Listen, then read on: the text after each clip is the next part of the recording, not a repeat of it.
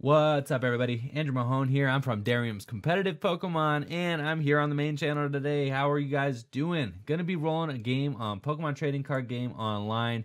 Derium wanted me to just try this out, see what it's like, give you guys a little bit of taste of what I do on the competitive channel here on the main channel, just for a bigger audience, so that you guys can get a taste of what it's like to play the Pokemon Trading Card Game online with me. So I'm super stoked. I got a bunch of brand new decks sleeved up digitally here on Pokemon Trading Card Game Online. I have a lot of the lists built from the European International Championships, just happened in London a couple weeks ago, and these decks are really good. Right now, I'm going to be piloting Christopher Szymanski's top 4 list from the European International Championships. I'm playing Gardevoir GX. If you guys would like to see the list that I play with, I show it off at the end of the video for you guys to see if you want to screen cap it just for your own use. And it looks like I'm playing against another very strong deck from the European International Championships. I'm going to be playing against Decidueye Zoroark. Decidueye Zoroark is one of my favorite decks in the format. I think that deck is just super strong, so it should be a fun matchup. This is a pretty close match. As you can see, I'm playing 4 max potions here. The max potions are very good against Decidueye decks, and good thing I checked. I do have the Octillery. I was thinking about not getting my Remoraid, but I do have the Octillery. It's just in my hand, so I can go ahead and grab that, and then I'm just going to put the energy. I think I'm going to save my energy, actually, just in case I'm able to draw into...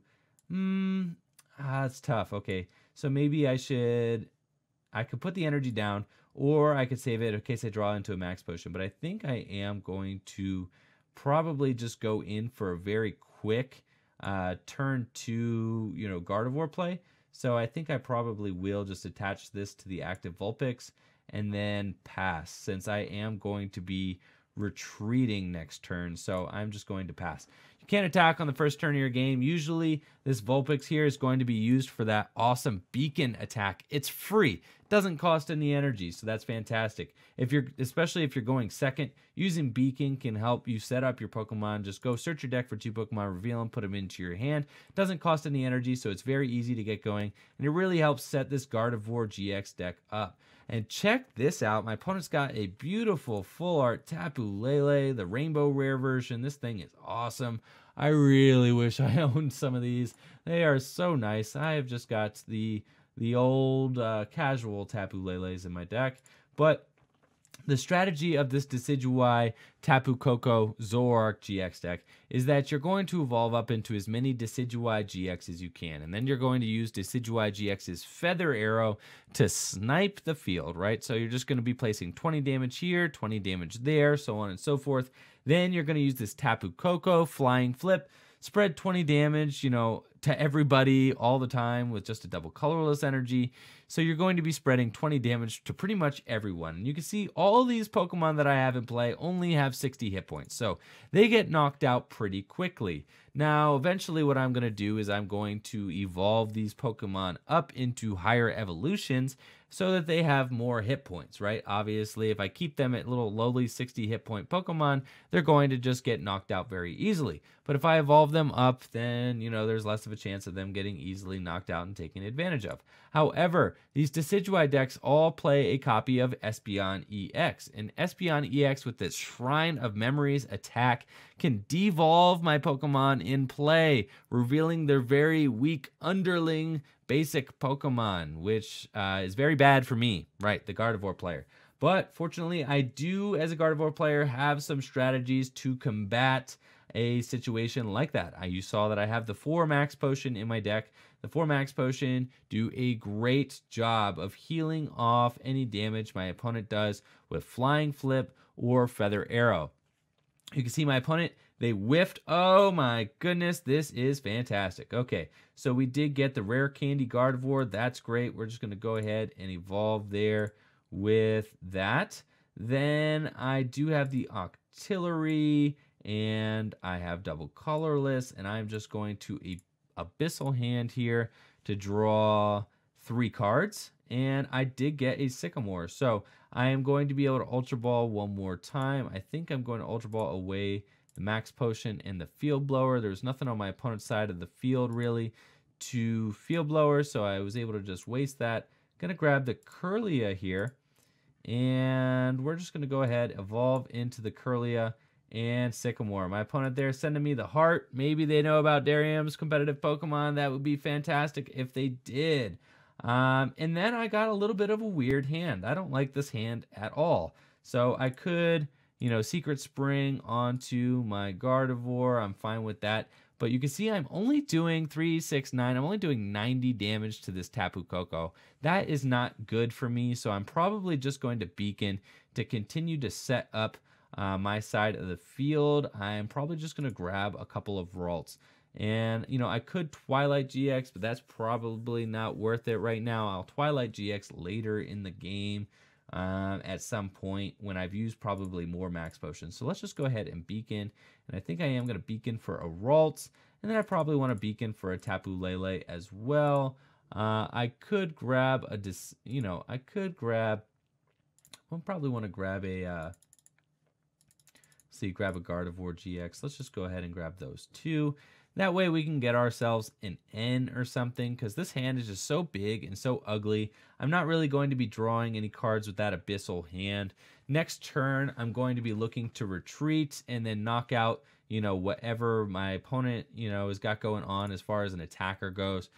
They do play Zoroark GX. So I was talking about Zoroark GX in this Decidueye deck is going to be being used for that trade ability. Trade is just so good. You can see there, you trade a card in your hand in order to draw 2 cards. Now, one of the biggest problems with the Decidueye deck is that sometimes it can be inconsistent.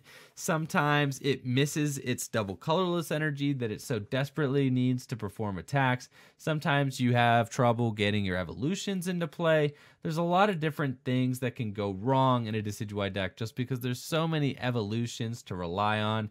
It is kind of a long, slow, grinding kind of deck. It is not a quick deck by any means. It does not go for big one-hit knockouts. Maybe at the end of the game, you know, you might knock some things out in combination with Feather Arrow, but it does not do just a strong outright amount of damage. Now, with this Zoroark GX, you do have the option to do 150 damage with Choice Band with that Riotous Beating. So Zoroark GX, not only a great addition to the deck for consistency's sake, as far as being able to trade and draw cards, but it is also excellent for that Riotous Beating. If you have a full field, you do 120 base damage, and you can see my opponent has got 2 copies of Zoroark GX out now and a Decidueye. That is a pretty rockin' turn 2. That is definitely not bad. If they do hit a double colorless energy, they're going to be putting a decent amount of pressure on my side of the field. That is going to be a little bit annoying. And you can see I did evolve up through Rare Candy here on this first Gardevoir. So that means that my opponent is only going to need to Feather Arrow or do, you know, a little bit of damage, 60 damage to this Gardevoir GX before being able to devolve it with Espeon. That is super annoying. This second one coming up through Curlia, much better, much more safe. Having the difference between having 80 hit points you know, on the pre-evolution and having 60 is big because the 60 is just very easy to hit.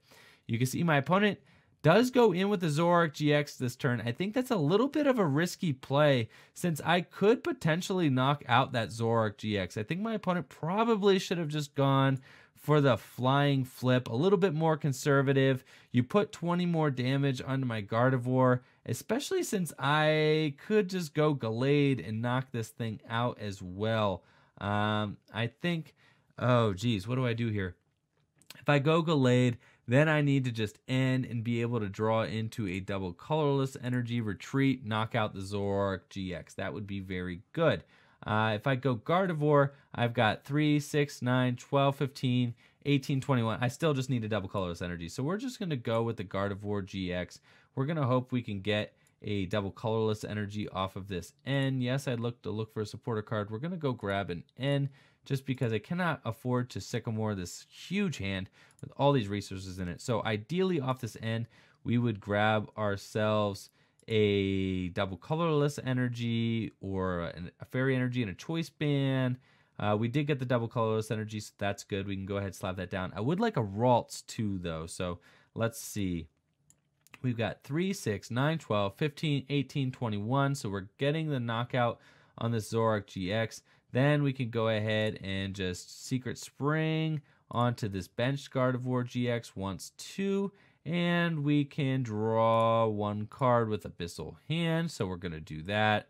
And we've got ourselves a Ralts. That's exactly what I wanted, just so that I have the option to set up another Pokemon, maybe Gallade, something like that. And we're going to take a huge knockout here on that Zoroark GX. So I really think that that was a misstep on my opponent's part, just with how easy I was able to get that knockout on that Zoroark GX, and they knew it. They knew that I was going to be able to do that much damage, but they shipped the Zoroark GX, and they traded basically 1 for 2, because the only knockout they were able to get with that was on the Alolan Vulpix, which to me is no problem at all. You knocked out my Alolan Vulpix, that's fine.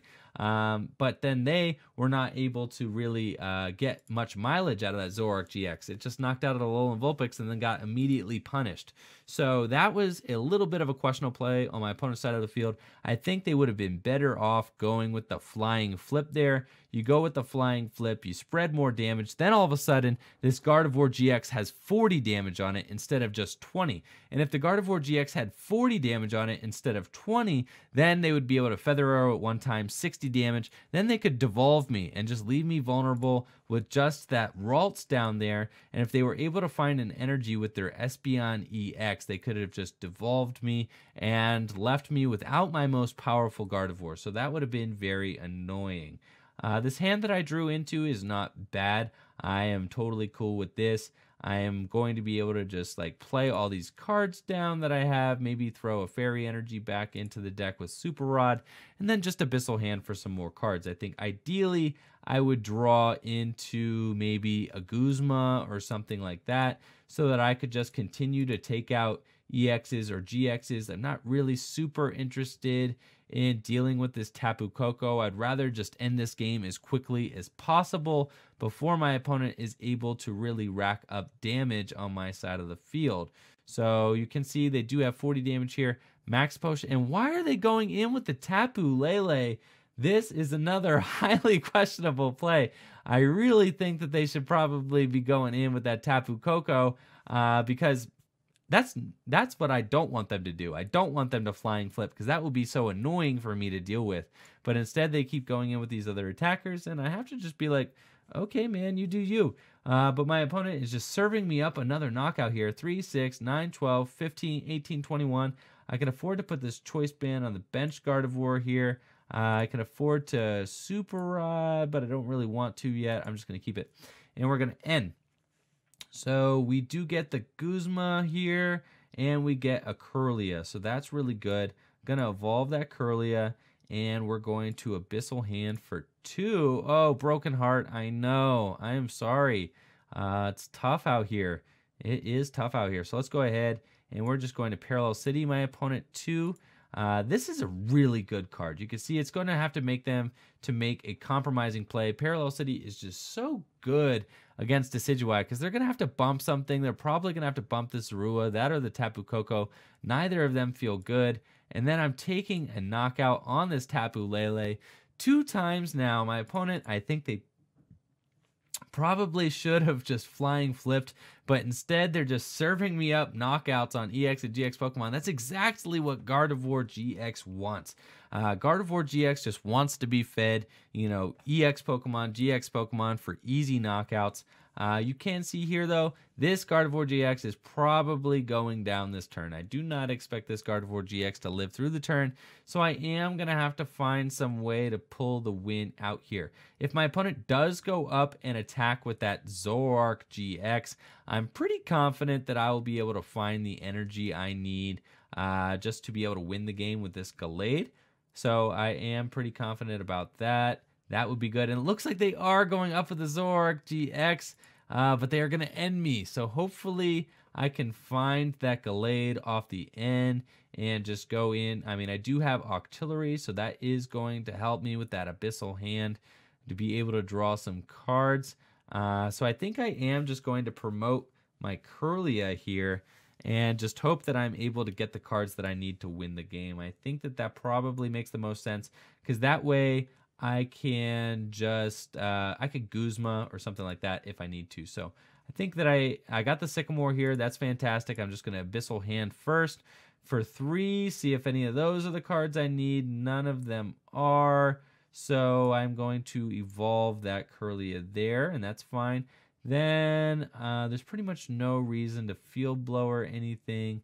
I'll just go ahead and Sycamore. We're going to hope that we get Gallade, DCE, and we got it. All right, awesome. So we can Ultra Ball away the Lele and the Rare Candy. We're just going to go ahead, grab that Gallade, evolve my active, attach double colorless energy, and the rest is history. We were able to just take 3 swift knockouts there on 3 Pokemon GX, 2 Zoroark GXs, and a Tapu Lele, and the game's over. So thank you all for watching. Let me know, do you guys like having gameplays like this on the main channel? Do you like seeing me on the main channel? You know, this is all just kind of experimental, seeing how things go, seeing if you guys have any interest in seeing the Pokemon trading card game played out. If you really do like this, you can head on over to Derium's competitive Pokemon and watch gameplays all the time. We're thinking about just doing this as like maybe once or twice a week kind of thing on the main channel. If you want to see the deck list I used, I'm going to show that off for you real quick here in the deck manager. But thank you all for checking out the video. Let us hear your feedback in the comments below. Make sure to like the video, subscribe to the channel. Thank you all for watching. Peace.